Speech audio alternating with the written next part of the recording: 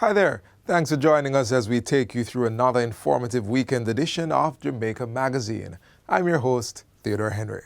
Inside these pages, we turn the spotlight on dengue control measures, plus combating homelessness.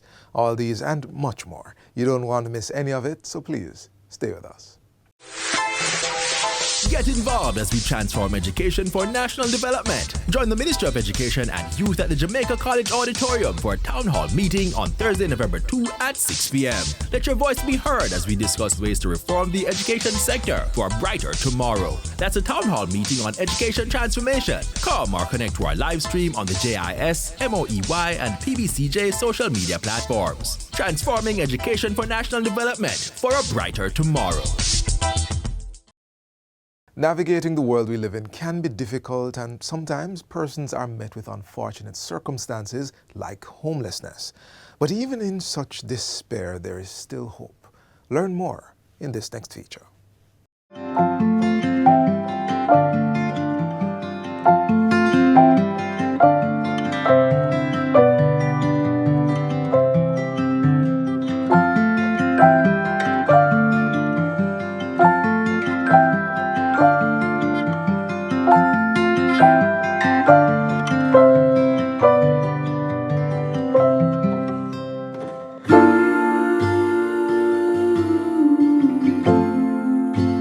Homelessness is a pressing issue that affects communities worldwide. The realities faced by individuals and families are complex, with varying factors contributing to the crisis.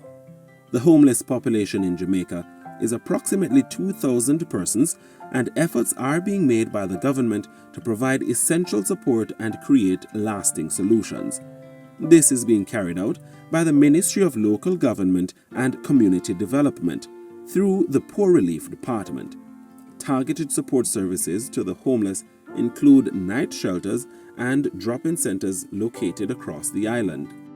So at the Poor Relief Department, we serve the persons who are those that are considered to be the most vulnerable of the society, and by that I mean persons who are without a means of subsistence, persons who cannot afford to take care of themselves financially. They are not able to provide a roof over their head. They are not able to provide shelter. They are not able to provide their own medication. On a daily basis, we serve up to 35, 40 persons. We have more males coming in than females, so you will find maybe about 25 males for the day. They are able to get breakfast, lunch, and of course supper. They're able to take a bath, change their clothing, and of course we have recreational activities also for the days.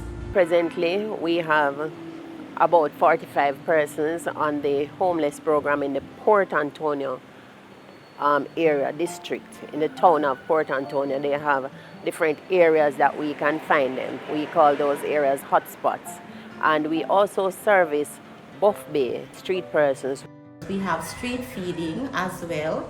So you'll have the poor relief officers who will go out on the streets and they will look for the persons there, because sometimes you will find them in a little corner. Sometimes you will find them at the bus park. So they will go out, give them a meal, a word of encouragement for the day. Also, in collaboration with the health center, once per week, personnel from the health center visits the rehab center where they medicate residents and give medical checkups. There are 11 drop-in centers across the island, and persons can simply walk in to access the services. As for night shelters, there are 2 in Kingston: the Marie Atkins Night Shelter and the Desmond Mackenzie Transitional Center for the Homeless. You can also find night shelters in Outer Rios, Falmouth, Westmoreland, St. James, and Manchester. These facilities offer meals and nightly accommodations to persons in need. Work is being done to increase the number of these facilities. So the shelter is going to be for anybody who is on the street. So once you're on the street and you need a place to stay for the night, you can come in. That is something that we are looking forward to, in that we would be we would have more facilities, we would be better able to serve these people that we really are responsible for, because now with the drop-in center we'll be able to provide more facilities for them. We probably at some point will be able to have a social worker coming in, at some point we'll be able to have a doctor. To foster encouragement, hope and a sense of belonging, homeless persons who use the facilities are engaged in different activities. We have 3 days for the week that we have specifically for recreational activities. On a Monday, it is educational day. So persons must come in and learn something, whether it's a word or anything that is educational. On a Monday, they will learn that. On a Wednesday, it is games day. We have where they play dominoes, football, any form of games. We have persons on the outside who will come in, like Moon Palace Foundation, Sandals, and will also play games with them. So this will make them feel like they are still a part of society. The need for skills training is essential to the process. So we are hoping that Hard Trust can come on board with us and at least try to help some of them, in skills area. We're also hoping that maybe some retired teachers or so can come in, and because quite a bit of them, they need a little bit more. Key to the rehabilitation and integration of homeless persons is transitional facilities. Welcome to the Desmond Mackenzie Transitional Center for the Homeless.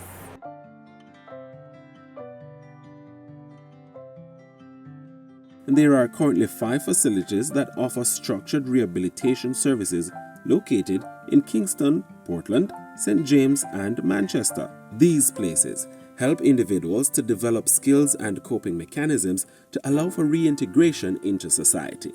These individuals, they are socially assessed at the facility, and then we take them to a public health facility for them to be medically assessed. They can gain admission to this facility after an assessment is done, and also based on availability of space. In our assessments, our poor leave officers go out and do investigation based on the information presented to us.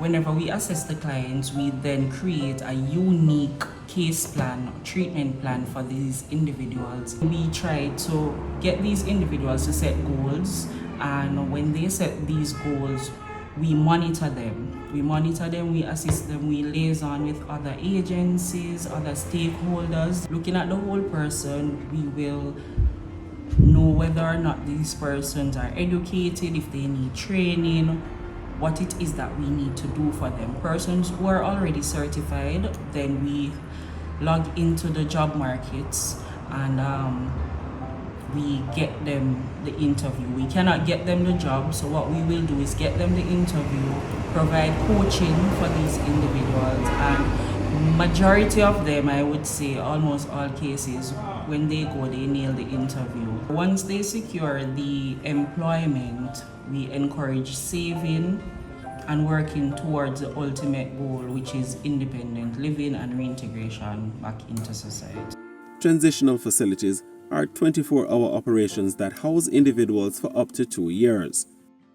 We try to make them feel comfortable and at home. We are involved with them, as in we play games, we partake in other social activities, we read to these individuals, we sing with them, and we watch television, current affairs, we have regular discussions, so as to let them feel like this is a family and this is somewhere that even though you fell on hard times and your circumstances made you end up on the road, it's not the end for you, but there is still hope. So this facility basically restores hope for the homeless individuals, the homeless population. The resilience of night shelters and the welcoming embrace of drop-in and transitional centers, supported by the government's vision and dedication, exemplify a testament to our collective responsibility, providing solace, warmth, and a glimmer of hope to those in need, ensuring that no one faces the darkness of homelessness alone.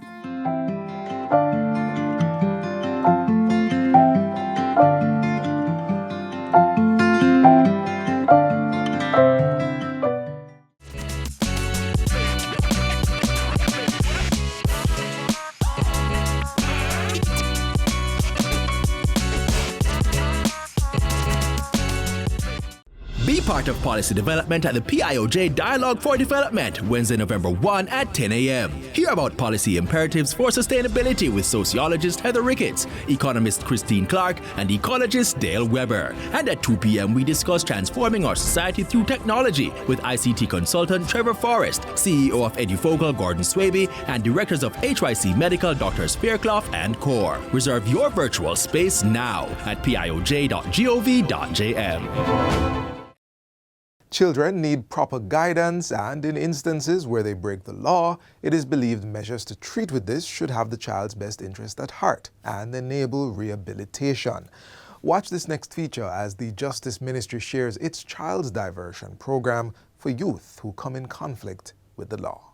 Scenario 1. A child is caught desecrating a building. To him or her, it is fun. After all, they are not hurting anyone. Scenario 2. Teenage boy meets girl. They fall in love. They decide to do the do. These scenarios seem somewhat innocent until... In scenario 1, that child is charged with vandalism because the building is the property of someone and it will cost them a lot of money to undo the damage done by said child. In scenario 2, the boy is arrested. As it happens, he is 17 years old and the girl, well, she is 15 years old. What they may not understand is that although they are both teenagers, it is unlawful to have sexual intercourse with a person under the age of 16. So now these young people will be jailed, but do they have to be? Child diversion in the Ministry of Justice is just our way of diverting children who are considered to be troubled, wayward, or children who just come into contact with the justice system, because not every child that comes into contact with the system is a troubled child. So we offer them rehabilitation and an opportunity to get a second chance. So how do we get to this stage? Consider the scenarios earlier. Those children are now in the custody of the court. In a traditional judicial system, when found guilty, these persons would find themselves behind bars. However, the Ministry of Justice has reconsidered the fate of such individuals and is offering a better solution. But first, the individuals must accept responsibility. Then, they and their victims, along with the court, must agree to the terms of treatment, that is, child diversion. So, if your child is between the ages of 12 and 17, they are eligible. The program, which began in 2020, is guided by the Child Diversion Act, which was passed in 2018, and is supported by other acts such as the Child Care and Protection Act, which speaks to the best interests of children. Some offenses under Schedule 1 of the Child Diversion Act are simple larceny, malicious destruction of property, and having sexual intercourse with a person under 16. However, judges have autonomy to send cases or offenses to the Child Diversion Program at their discretion. Yes, there is hope for our young people who find themselves on the wrong side of the law. But what does that second chance look like? It will look different for every child. So what happens once they're referred to us, we have offices across the island, so we have 14 offices. They're sent to one of our offices in the parishes, and the child diversion officer in the parish will do an intake assessment, and we ask the child a lot of questions. We also ask the parents questions to get an understanding of what this child is all about and what home life is like, what school is like, and so on. Once we're able to do that, we then craft what we call a treatment program for that child, an individualized program for the child. After a treatment plan is drafted, it will need the approval of the Child Diversion Committee. Once approval is given, treatment will commence. A child might be referred to the program for simple larceny, but when they come to us, we realize that they're using drugs, their educational level is not where it should be. The intervention that is provided will be geared towards not only the simple larceny, but also the other interventions that that child might need. So we might have to refer them to, let's say, the National Council on Drug Abuse, so they might be able to get drug abuse treatment and counseling. And what about that boy in scenario 2? What hope is there for him? These children come to us. They might be A students in school. They might be actively participating in sports, other activities, but they're, for whatever reason, they decided to try and they were caught having sexual intercourse. They referred to us. For a child like that, that comes to the child diversion program, the aim of the program is not to punish them, but is to ensure that they get the adequate information about the actions that they're taking, how it can affect them, how it can affect others. So it's not a case where, oh, because they're caught committing this offense, that their life should be over. So child diversion basically provides them an opportunity to, you know, when you were in basic school and you had that eraser, or primary school, to just erase that mistake and rewrite it in a more positive way.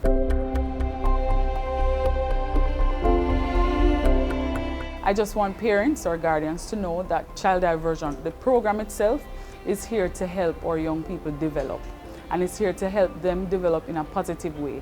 So don't consider it punishment, or even if it is, it's not one that is so final that this child cannot go into adulthood without leaving that simple mistake that they made as a child behind.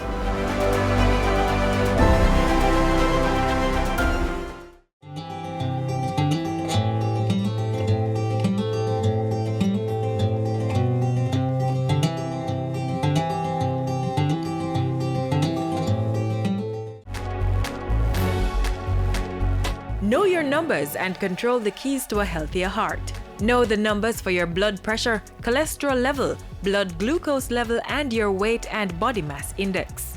Find out the risks they represent and what you need to do to stay healthy.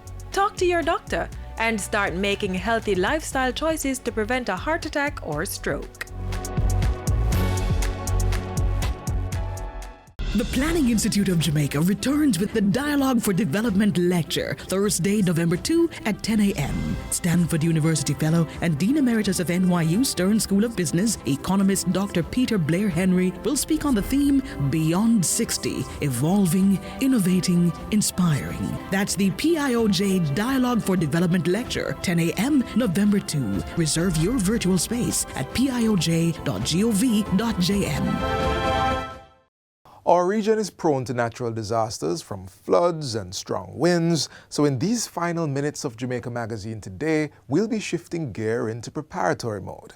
Let's talk about emergency shelters.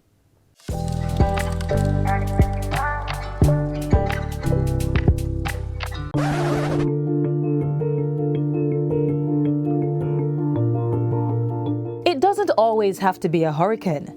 A disaster can strike at any time, natural or man-made, and you may not be thinking about a shelter. But shelters are a critical part of the government's disaster plan to ensure the safety of citizens in the event of a natural or man-made catastrophe.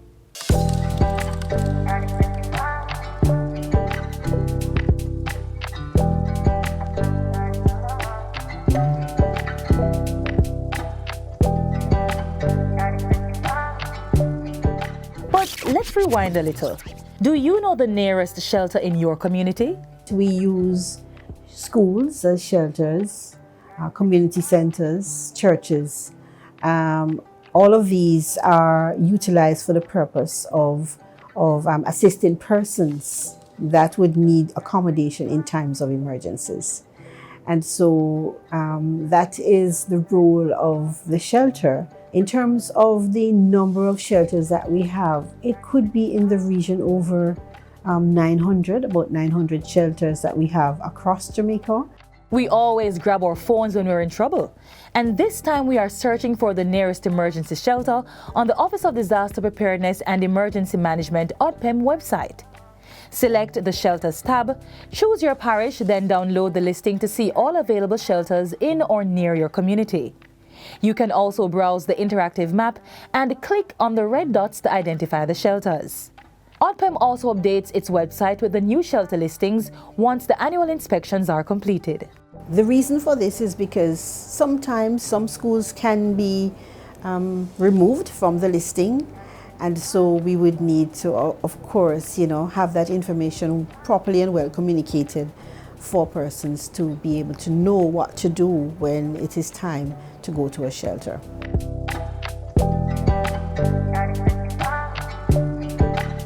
Disaster shelters are activated in two ways. They're done nationally and they're done at the parish level, parish or community specific for parish or community specific impacts. Now, large-scale hurricanes, for example, when we have lead time, so sometimes when we're tracking these storms and we have lead time 2 or 3 days, then the shelter managers are activated, right, alerted through the parish mechanism. And so they are on standby to open the shelters. So informing the public, that is done through the formal mechanism of press releases that are sent to media houses to let, of course, persons know that shelters are activated, and persons should, of course, go to their nearest shelter. The ODPEM also passes information about shelter activation through our various other social media handles, the Facebook and Twitter and all of the others. And of course, where communities are generally impacted all the time, these persons know their shelters, they know their shelter managers, and so, the information is kind of fluid.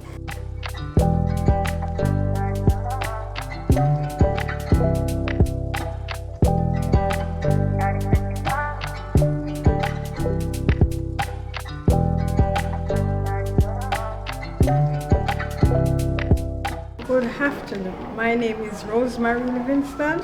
Good afternoon, Ms. Livingston. I'm Chevelle. I'm here to tell you, Chevelle, the things you should take to the shelter and what you should not take. Okay? You can carry stuff like tin sardine, tin mackerel. You can have a little lemonade drinks, oats, and your biscuit, and your lasco, and your wipes, your clothes. Make sure you come with your sanitary napkin. Do I have to put the clothes in a plastic bag? Yes, in case of there's rain, you have them in the plastic bags. You come with your medication. And if you have children, you carry their medication. See, I plastic them. What you should not take to the shelter: no knife, no cigarettes, no pets, and no bad behavior. Okay, that is it? Yes, ma'am. All right, thank you. You're welcome.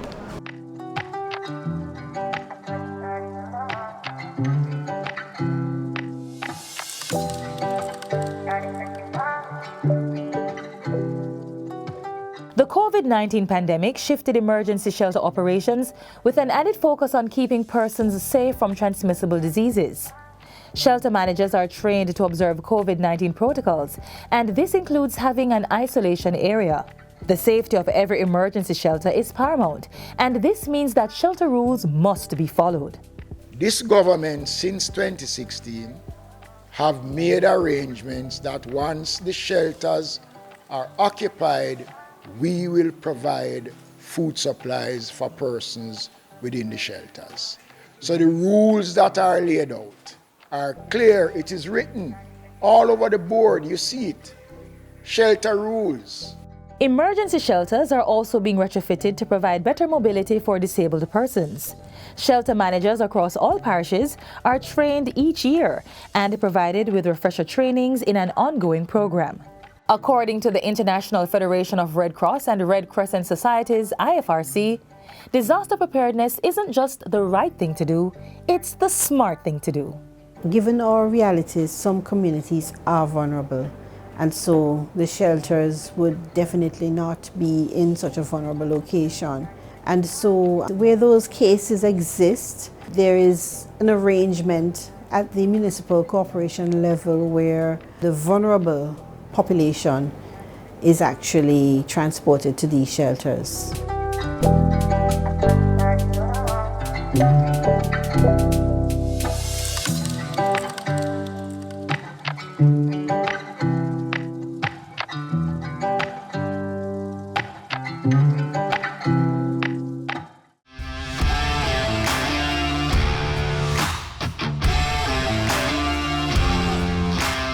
It's time again for the JIS Heritage Essay Competition. Are you a primary school student? Write a 400 to 500 word essay responding to the question, should Jamaica remain under the British monarchy or become a full republic? And win lots of prizes. Visit jis.gov.jm for competition guidelines. Registration opens October 1 and closes October 31. The JIS Heritage Essay Competition 2023. Enter today.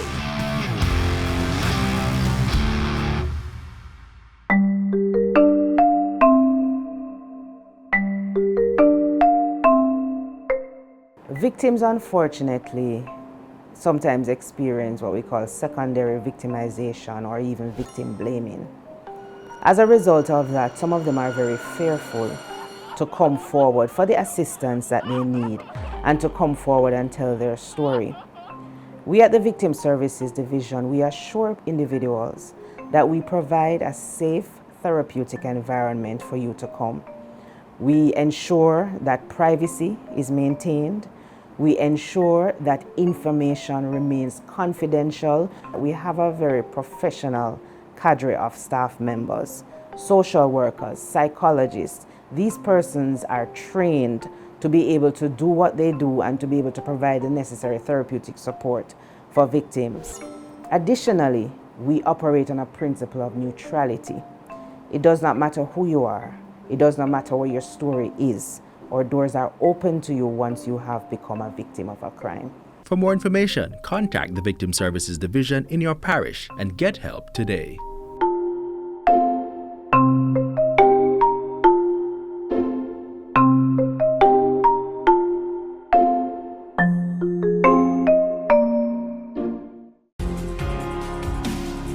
The Pan American Health Organization has reported that over the last 7 months, there have been over 2 million cases of dengue and over 700 cases of dengue-related death in Latin America and the Caribbean region. Jamaica continues to see an increase in the number of cases. Dengue is a preventable disease. Every effort must be made to stop the mosquito that cause dengue from breeding and from biting. At least once per week, search and destroy mosquito breeding sites around your homes, schools, workplace, and communities. Use mosquito repellent that contains DEET. Open your windows and doors during fogging. Let's work together to prevent dengue.